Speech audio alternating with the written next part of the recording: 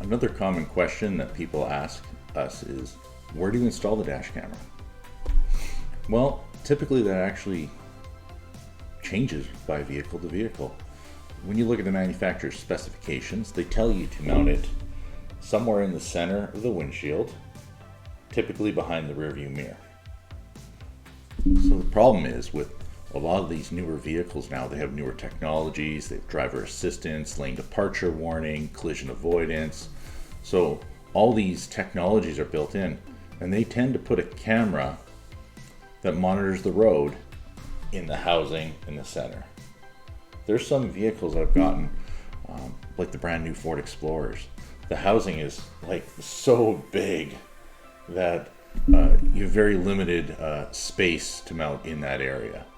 So typically it gets mounted either below or off to one side. So you're not going to get directly in the windshield, in the center of the windshield. But every vehicle is different.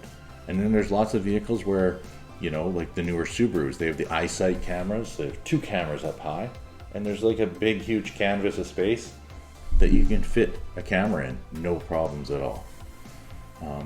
Typically, I'm not every housing is, you know, that big like the Ford Explorer, but some of them are, and we have to adapt depending on every single vehicle.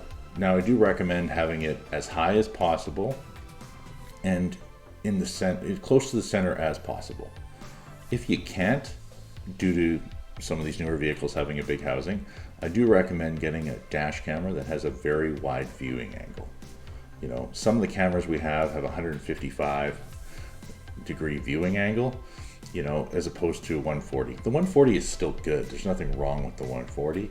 It's just if you had to mount it off to, like, let's say the far, you know, passenger side of the vehicle, having that 155, that little extra degree, could still catch the driver's, a little bit more of the driver's side than you would normally get.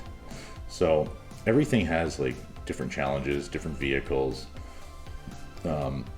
You know, everyone also asks, you know, how do we run the wires? And we always run it upwards into the headliner and hide all the wiring.